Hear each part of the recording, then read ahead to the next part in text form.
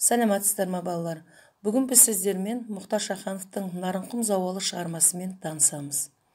Оқу мақсаттары: әдеби шығарма сюжетінің құрамдас бөлшектерін талдау, шығармадағы эпизодтар мен бейнелерді салыстыру. Сабақ мақсаттары: әдеби шығарма сюжетінің құрамдас бөлшектерін талдайды, шығармадағы эпизодтар мен бейнелерді салыстырады.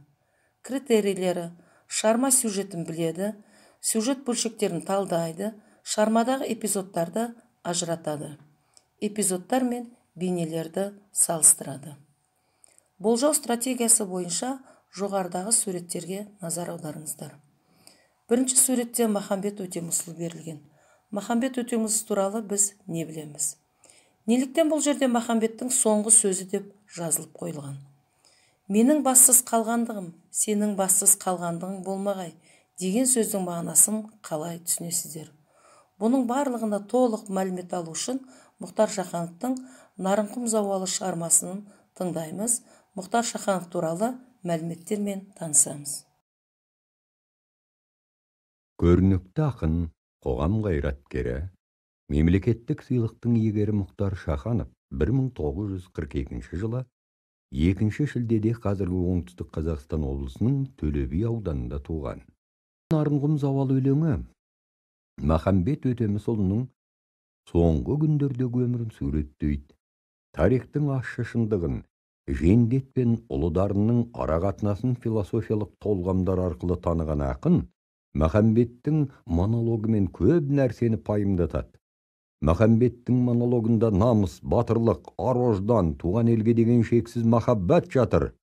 Дулығаны қақ жарып гүл шыққанша, жер астынан қарап жатам мен саған деген Махамбеттің соңғы сөзіндегі бейнелілік туған жердің ғажайып сыры мен ақын тағдырының байланысын ашады. Ел үшін еңіреген ерлердің ешқашан өлмейтінін найза мен жырмен қорғаған атамекен мен қас батырлардың жаны бір екенін көрсетеді. Шығармада Махамбетті өлтірген, баласының жауыздығы мен опасыздығын ашынған әкенің де бейнесі кесек. Махамбетті өлтіріп сыйлыққа ішік алып келген ұлына әкесінің өкінішпен айтқан сөздерінде зор қасірет пен зар жатыр. Ақын трагедиялық жағдайды тереңдету арқылы өз кейіпкерлерінің характерін сомдаған әкесі мен баласының арасындағы күрделі қарым-қатынасты бейнелеп, адам тағдырына қатысты жақсы жаман мінез қылықтарды терең ашады да, содан мағыналы философиялық терең ой түйеді. Нарынқұм зауалы Шырдабаевқа. Махамбеттің соңғы сөзі. Баз бір адамдарда болашағын елден ерек сезіну, түйсіну күші болатынын ғылым жоққа шығармайды. Махамбет ақын өлерінен 2 күн бұрын айналасындағыларға өзінің жан шошынарлық сұмдық түс көргенін, түсінде иығынан үзіліп түскен, өз басы өзіне қоштасу айтып тұрғанын әңгімелеген. Мен түсімде зорлық көрдім, қорлық көрдім ғаламат, бір таныс қол соғып кетті, әлдегімді паналап, зұлымдықтың жасырынып келетіні жаманақ, иығымнан ұшқан басым көкірегімнен домалап, бара жатты атамекен ақ жайықты жағалап, жүрегімнен аққан қанға боялыпты баралап. Бұл түсім тегін емес. Мына сойқан заманда тіршілікпен қоштасар сәт жетті-ау деймін мағанда. Қоштасар сәт жетті-ау деймін. Туған елім, еңселім, бостандыққа шақырып ем, сенің заңғар ақылың ем, едім әрі өлшемің, жанашырың, жақының ем, және қайсар ақының ем мен сенің. Жұлдыздай боп жанар алдан, ақындықта елден ерек басқа заң, батырлығы жоқ адамнан үлкен ақын шыққан емес ешқашан. Туған елім, арман мұңым, енді сені жетелейді жол қалай. Менің бассыз қалғандығым, сенің бассыз қалғандығың болмағай.